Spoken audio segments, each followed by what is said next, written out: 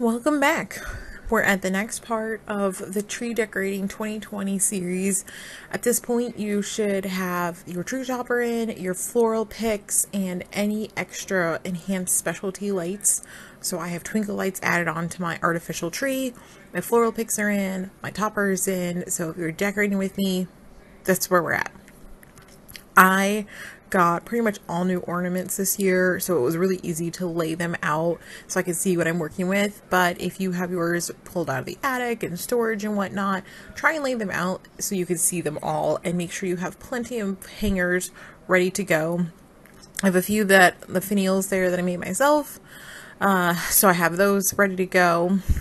Now, I like to put the smaller ornaments at the top and the bigger ornaments at the bottom. But before we get there, I love trying to fill in some of the deeper parts of the tree with just kind of like, I don't say your matte ornaments, but your ornaments that are like fairly neutral. So I have a whole bunch of extra blue ornaments this year because I got them because I was like, oh god, it's going to be so hard to match them in the future. So I just kind of, you can see how deep some of them are in there. Just trying to fill in some of the deeper holes because I love layering the ornaments in, and I want to make sure that there's no bare or open spots in there in the tree. So since I have the blue orchids that are nice bulbous shape, I wanted to keep the blue ornaments as well, kind of filling in. And they're a nice small size, so they can go all the way from the top to the bottom. The next thing that I'm layering in are the larger 120 millimeter bulb, and they are in blue and a champagne. Again, part of the Hobby Lobby finds. They kind of have that chocolatey vibe to some of them. I did put them up to like maybe like 3/4 of the way up the tree, but most of them are on the bottom portion of the tree just because it makes more sense for the bigger ones to be at the bottom. I added the finials that I had that I made myself in. They should be in a separate video if you want to see how I made them, but they were super simple. They're shatterproof. I love them. This whole tree is shatterproof, by the way. And since they're a little bit larger and they're a little bit more of the statement ones, I wanted to add them in next. So that's why they're there, because they just take up a lot more space and I don't want them to get lost and or lose a spot in the whole design process. So if you have any big ornaments that's special, now's the time to put them in so they don't lose their spot. You can always decorate behind them like you see there with the other one. So just taking a step back, here's what the tree looks like with a handful of ornaments already on it. You can start to see them showing up a little bit, but it's still got plenty of room for more ornaments. So the next thing I started to do was the medium-size champagne and chocolate ornaments. You can see them at the top there, and they were from one of the sets that I bought for Michaels that I ended up buying because I really wanted those and not necessarily the rest of them, but they're good medium-sized bulb, and I wanted to work on them because they have glitter on the outside because, you know, they're like a foam base and they have glitter on the outside. So I wanted to make sure that they got put somewhere where they can take up space, fill in maybe a larger hole, but also where they're near lights so we can get maximum sparkle from them. I don't want them hidden too far in where you can't see them as well and the light won't reflect. So taking a moment to see what we have left. We have a lot of champagne ornaments, plenty of blue ornaments, some of the smaller kind of mercury glass ones, and some of the specialty chocolate and the specialty blue glitter.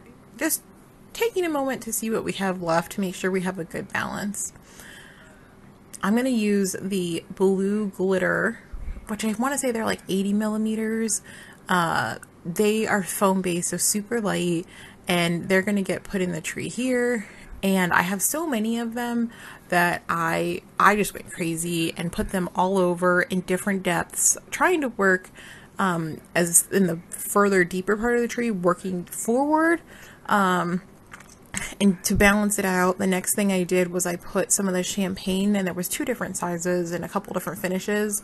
Obviously, I didn't use all of them right now. We can always go back and add more, but I hope you can see that there's lots of different colors and textures between the champagnes and the bronzes and the blues in there, and it's starting to look a little bit more dynamic and full. Especially, yeah, like right here, look at that. You got chocolate, you got champagne, you got navy, You got glitter, metallics, textures, and that's what we're trying to do here. We're trying to mix it up, even though everything is technically, for the most part, a round kind of basic ornament shape. Now, the next thing I want to work on is just trying to figure out, okay, do we have too much blue on the tree? Do we have too much champagne on the tree?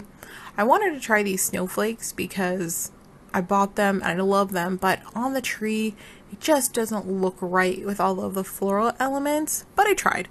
I'm definitely going to keep them because I love them, so don't be afraid to edit. If you try something and it doesn't look good, take it off.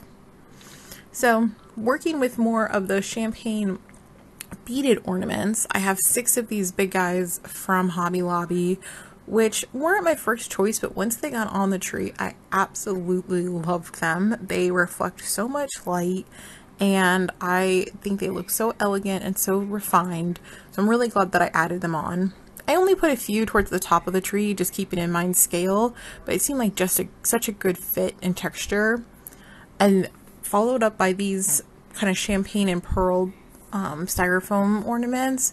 I mean, between the two sets, they look fantastic, and I think it just looks so interesting with all the textures. You know, if I can't get the sizes in different shapes, then at least I can say I have lots of texture this year.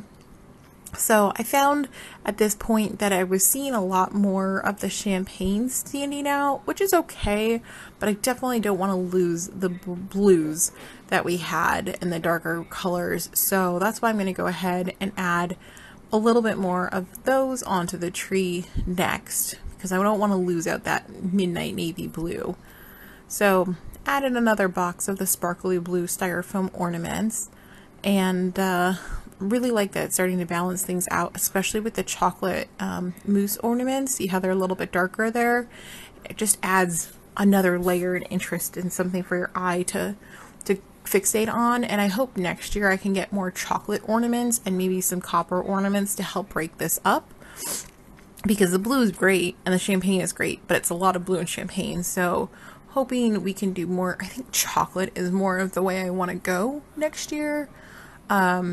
Now at this point, I was looking at the tree and I was like, damn, I really wish I had more floral picks, because I think that would have been really nice. But for now, I decided to fill in a few spots that I saw, which, you know, you see as you go, that need a little bit of love. So I filled in a little bit more of the branches with the smaller blue ornaments. And just starting to work on the edges and the tips a little bit more, like the very tips of the ornaments, which is so easy with these shatterproof things because they're so light. They're all foam for the most part. Threw in my 3 mousse accent pieces, which I love. And if you guys missed the earlier part of the haul video, I'll tell you while we're looking at this.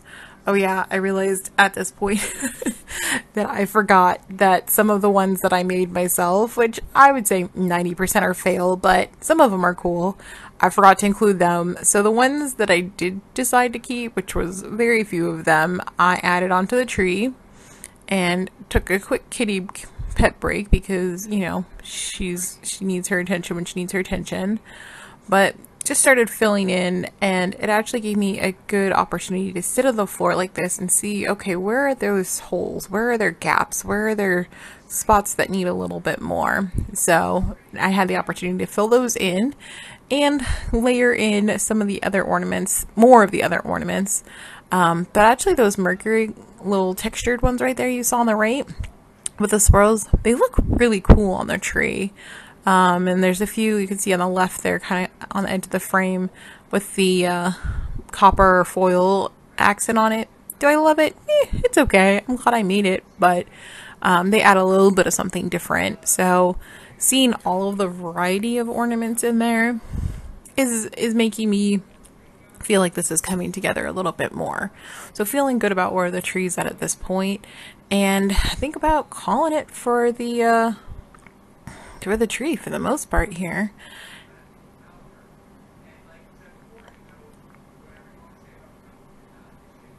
Now the finished tree.